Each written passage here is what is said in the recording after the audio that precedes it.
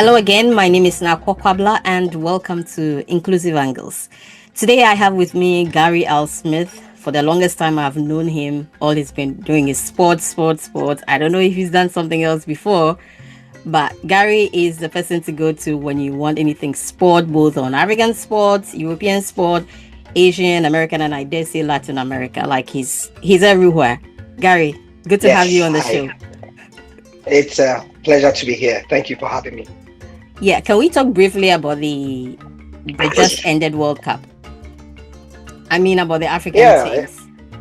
It was a little disappointing yeah, on my side. I don't know about you. You were covering it. How do you feel about it? yeah. The disappointment will be that, for a lot of people, the way that the African teams had potential and were clearly in a position to largely do better, but didn't. And so people have been looking at the glass as half empty. Yeah. But there has been the argument to see the glass as half full because it was the only continent that when the tournament started, Africa had 10 teams in the group True. phase and nine of them went to the next stage. No other continent had that percentage, that quantum of teams going to the next stage. And for many, many historical reasons, that was very important for us because Okay. from the very origins of the World Cup, we are the continent that have been given the rawest deal all the Mm-hmm. time. From one team, when others have 10 teams and they give us two teams, others have 12 teams, we've always been on the spectrum where we've received the least all the time. And our Yeah. argument has been as a continent, give us the numbers like you give to Europe and elsewhere, and we will show you what we've got. And that was why it was important for Africa for us to have nine teams go into the next round. Obviously, incrementally, after the nine teams went and then it became a drastic fall, and we couldn't have the numbers go into the other or the latter stages. And if you look at the way, for example, Cape Verde went out heroically, I might add, Yeah. Egypt seemed to have had a raw deal against Argentina, and then some of the other nations, Cote d'Ivoire, Senegal, they all went out because of, for want of a better word, lack of concentration. So it was a mixed World Cup for Africa, but generally, because of my historical perspective, I largely see it as a win. Okay. I've always known you to be doing sports. Did you always Yeah. wanted to be a sports journalist? Or No, I some did there not. was a turning point I did somewhere? not. I did not. This is 20 years now since I've been in the field, but I fell into it purely by accident because How so? I was a science student in senior high school, and then afterward, while waiting for my results, I'm cutting a very long story short. I became a Okay. pest to my dad because teenage. I mean, too much energy, adrenaline, and so I mean, he would say, "Sit here, I won't sit there." And one day, he just decided to take me to his office to sit by him so he could keep an eye on me. I saw a newspaper there, a pack of newspapers, and I happened to find out that one of his friends was a publisher. I asked him, "Well, I don't want to be sitting by you in the office, so I'd rather go there." I went there, and then, I mean, so it began. I told him I want to stay. He thought he was getting rid of me. I thought I was getting rid of him. The next thing I knew, I'd fallen in love with it. And yeah, one day I told him this is what I want to do. He did not take it kindly because, we had invested heavily in my science education. And so the plan was to continue at the university level. And so he was not really keen on that. He was not really keen on me taking it up. But the end justifies the means, and it looks like I turned out well. I turned Well, out well, and so so was the paper sports paper? yes, it was a fully sports paper. Okay. It was And do a you fully remember sports paper. do you Yeah, the remember name the was story Soccer you were reading? Ghana. Soccer Ghana, okay. I was on the school editorial board, Okay. so writing was always my thing. So once I combined my love for sports with the writing, I realized it was something that I wanted to do, and so I went and did it. And yeah, once I went to journalism school, I excelled very well at it. I caught the eye of the international media by my second year, and I never looked back. What was your first publication for the international media? Yeah, it was a photograph I took for BBC's Focus on Africa magazine for their build up towards the 2008 Africa Cup of Nations, which was held in Ghana. My mentor at the time, he was very busy because he was fluent and reported in English, Arabic, and like two other languages. So he had a lot of commissions, and I mean, he trusted me. I was enterprising and all that. So basically, he just gave me the. I said I didn't know how to take professional photographs. He took me to his backyard. There was a plantain tree there, and he said, "This tree, you see this camera? The room there is called the headroom. Don't touch that. Allow headroom on the side. Leave space here. Leave space here. Take a photo of the plantain. Let it always be in the middle. Snap." I did it a couple of times, and he said, "Yeah, Yeah, good go to and take go. a photo. You're good to go." And I I mean, love I that. had a vivid imagination. I was very prolific in reading magazines and stuff, and so the rest was just my imagination. But the key thing was this man told me then that the way you think, I don't think that the Ghanaian style of will be, because so he pointed me into the direction of the international media first, and he told me because he had training from the BBC and stuff like that, and they were telling them that Internet 2.0 was coming, blogs were Mm-hmm. coming. Mm-hmm. He asked me to forget about newspapers and things and to start, which is why for the last 20 years, it's always seemed that I have always been sort of ahead of the curve when it comes to digital media and how Yeah. to use it. Yes, because even then, he encouraged me and taxed me to be learning Blogspot and stuff like that. And once I did, I opened Twitter in 2009. Yep, so I was using Twitter. When all the major British media outlets were coming onto Twitter, the 2010 World Cup was coming. They didn't know anybody who was doing African football. I was the only one. And that is how it began. That's it. Yeah. And it's Yeah. it's been a terrific job so far. I mean, I keep anybody ask me about sports, I'm like, follow Gary L. Smith. And even your name, they're like, are you sure he's Ghanaian? I'm like, he is Ghanaian. Yeah. Don't let the Yeah. name deceive you. He's Ghanaian. Do you get that a lot? Oh, yeah. In 15 seconds, in the beginning, it was a tricky situation because my name in the beginning, locally, it was a bit of a problem because it could not resonate with a section of the audience. Mm, But because my mentors were telling me to go international, they shut down any attempt by me to use my local local. African name, Mm, because for the longest time when I wrote emails, and I write well, yeah. a lot of people thought it was a white guy. And then, I mean, I can tell you stories about the first time they heard my voice or they saw me, and like you could see on their face, like, what? You You this? know, yeah, but by then your name and your work had gone far ahead of you, Yeah. and so it had, yeah, and so my name did a lot of good for me because my pictures and things were not around. It's not today, so they assumed it was this white guy who was living in Africa and Ghana and was just very good and was, so yeah, in the beginning it did me some good. So yeah. You're one of the journalists that kind of also challenged the international media at that time, specifically CNN, with a Yes, yes, hashtag. yes. Ooh. CNN get it right. I remember that. So when I did CNN this World Cup, Yeah. one of my friends with a long memory said, "Life is very funny." Because I led a campaign that it was trended around Africa Yeah. because they you know I they mean, it was a good misrepresented, campaign. Yes. yes, they misrepresented the fact about Ghana's election, and they wanted to bastardize that. Let me just put it that way. And it was by a fellow Black African.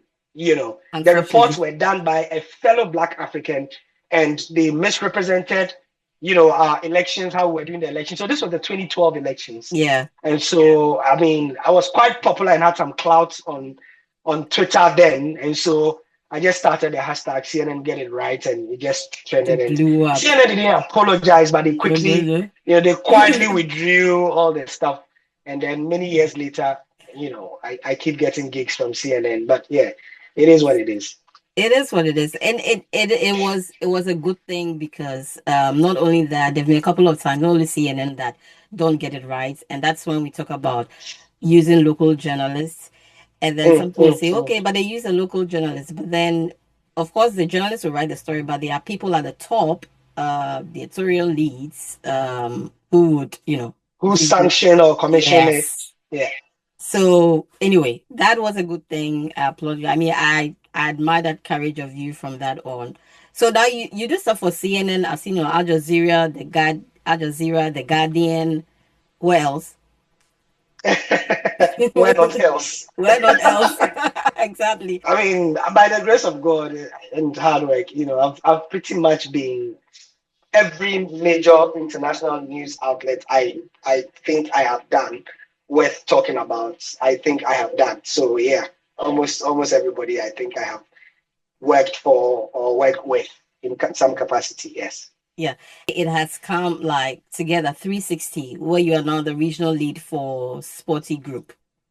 Yes. So How did that come about? sports. So they are not a news house. They are not a media house. Hmm. Um, the mother company, the mother brand is Sporty Bet. All right. Okay. So it's a betting platform. About 5 years ago, they decided to go into media, but Africa is their playground. That's the most important thing. They don't operate anywhere else apart from in Africa.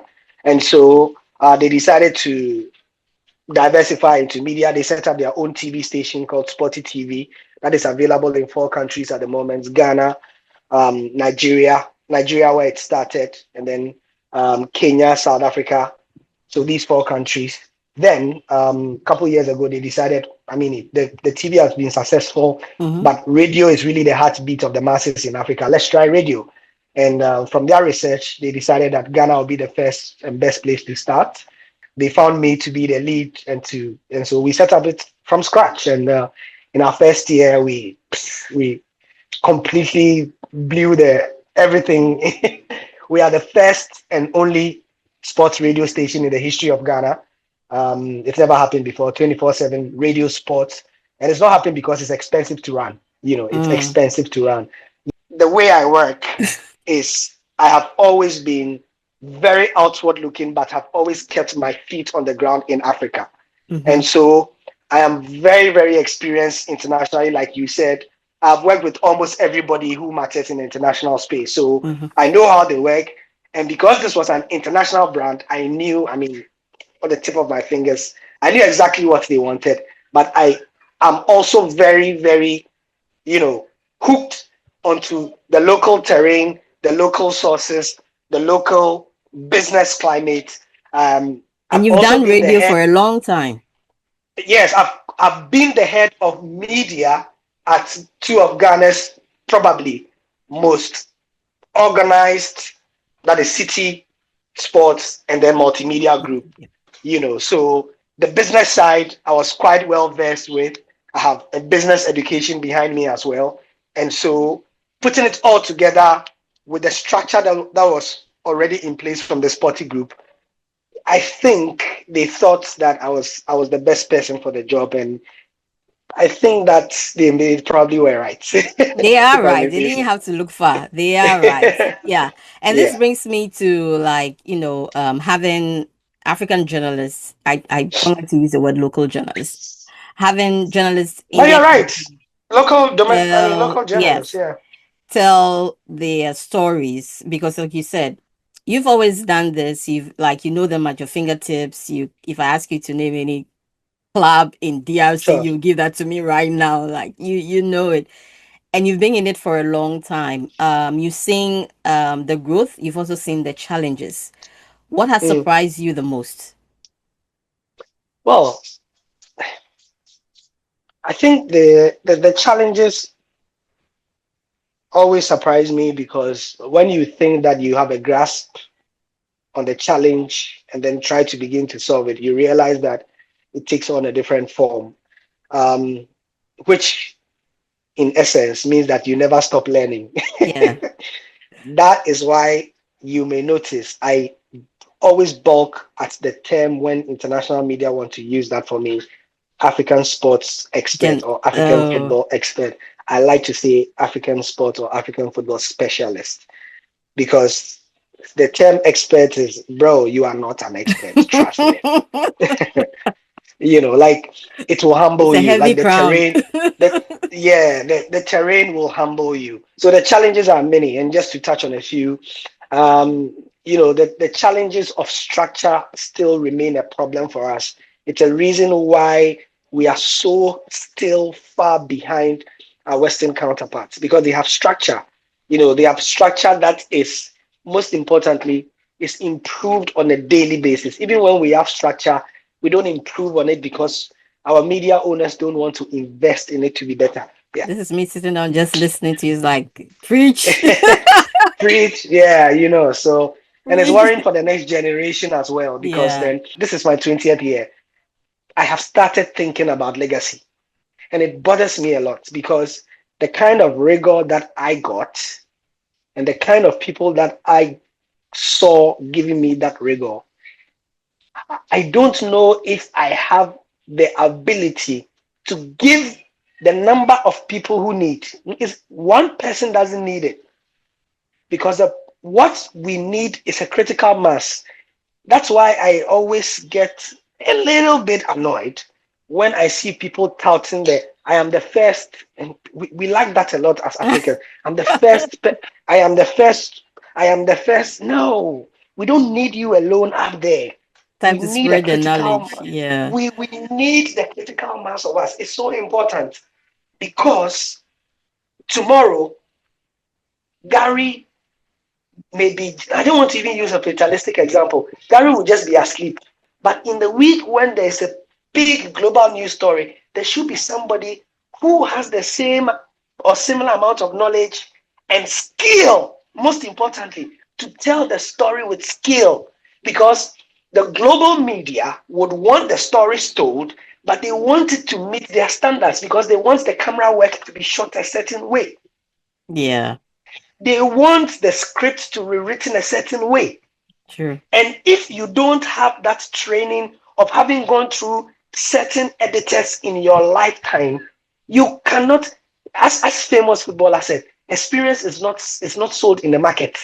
You see, you don't go to the market and go and buy. Hey, give me experience. How much do you want? $200 worth of experience. Then you buy and you put it in your, and you get experience. Experience. No, you have to go through it. You have to make mistakes. You have to fail forward or fail backward and come back, and you get that. But how many of us seated on this call are there to give back? And how many of us in the Western media and in the Western world, there are foundations where people like Nakor and Gary will be brought onto the table and they'll say, Gary, you have 20 years worth of experience. We want you to train 100 journalists over 1 year. And we are going to pay you this amount of money because what you are going to do will require you traveling. You're not going to do it from Yeah. home. You need to take, if it's a train, if it's a car, it's your time that you may have been using to do your actual work to pay your salary. It's your time off. So you need all that. But I can give you a lot. But these two challenges have started giving me sleepless nights. And I'm like, yeah, Gary, you're there. You're there. Almost there, yeah. But I like what you guys are doing at Sporty TV. I see a lot of young people. Yeah. I see a Yes, lot of yes, young yes. people. So in a way, you're still impacting. Okay, you're still Yes. So the cheat code that I am using in my case and what we are doing at Sporty is the example that I gave you that I said we are typically not able to do because the rich men and rich women and rich people of our society have decided to buy flashy cars and build big houses with their money, right? While their contemporaries in the West and elsewhere are putting their monies into universities so that the next generation can get scholarships in all manner of things, in the arts, in the sciences and stuff. So Sporty have decided or has decided that, look, Gary, we are giving you the project. And thankfully, because I'm able to manipulate the editorial direction in a certain way, I am or we are able to decide that, boss, I report to somebody and I say, boss, I know you may want Gary or people like Gary or with Gary's experience to always be at the biggest tournament. But I guarantee you that if you give this young reporter a chance, I'm promising you that I would give him a crash course Mm-hmm. that will allow him to report not as well as I would because of my 20-year experience, but he would do the job. And thankfully, I work for an employer who understands. These are the realistic challenges. I know it's firsthand because it happened to me back then. My colleagues from the West back in the 2012 Africa Cup of Nations flew London to Gabon 6-7 hours. I went from Accra and I took a car to neighboring Togo. I took a bus to neighboring Togo. Then I needed to meet the plane that took off from Accra. I needed to meet it in Lomé to catch it because it was a cheaper fare from Lomé to Gabon. And these were reporters I was supposed to compete. So I intimately understand the needs. Now, because I am in the position now, I am able to argue on behalf of my younger colleagues to my boss.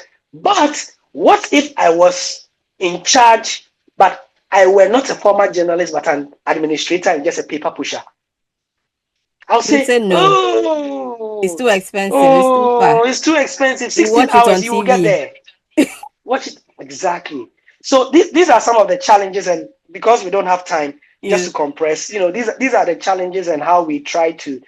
But journalism for the future is absolutely under threat because of these This facts. factors. Okay. Yeah. So for the younger generation who are into content and then into journalism, if they want to be the next Gary Al Smith, what would you tell them? What should they start looking at from today? What should be their focus from today? Ooh, they live in a great generation to be the next whoever they want to be. Why? Because there are lots of free courses around. So even though those will not get you the practical experience, those can get you the game-changing theoretical knowledge that can start you on your path.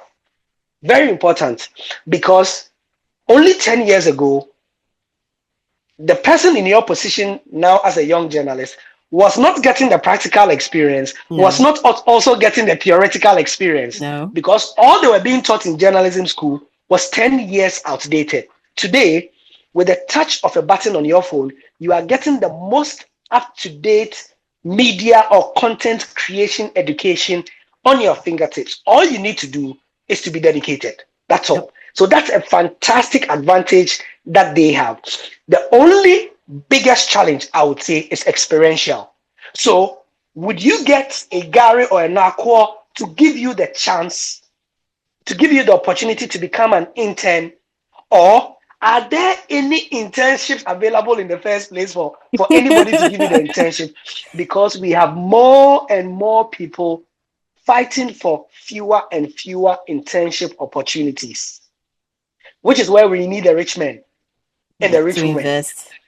to invest in more internship opportunities. Yeah. So that's the thing. To become the next whoever you want to be, hit the internet right now, like right now, right now, right now, and start searching. Most of the things you can do, you can start having your own media house in the palm of your hand right now. Yep. You can set up your own TV station on your YouTube. So what I did when my boss told me 20 years ago, go and set up your own blog spot and make your mistakes there.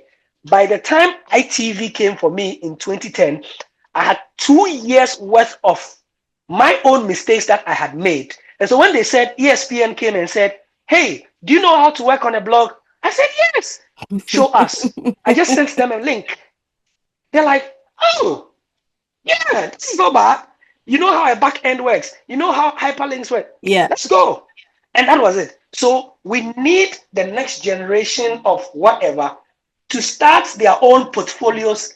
We don't need it to be perfect. I do not need it to be perfect. Just start I just need something. E for effort Ah, to okay. see. Yeah, I just need to see that, okay, like I have something to work with, and then we are good to go, is what I would say. I like that. I like that. I mean, when I started out, that's what I did. Yeah, and advice from an editor as well. I looked out for yeah, fellowship, for training programs, yeah, yeah, yeah, and it's gotten me to where I am today. Thank you yeah. so much, Gary. I mean, this has been so insightful. I like talking to fellow journalists because I know there's so much to say. There's so much. I see so much passion and energy in your voice. And thank you so much for making African football so, I mean, understandable. Like we can relate to it. We love it. We love it. We follow you, and I'll put your details in our newsletter for everyone to follow you. For And if you that's why we need more of our voices telling our story. exactly, exactly. Yeah, exactly. Well, thank you so much, viewers. Thank you, Gary, and hope you join us again another time.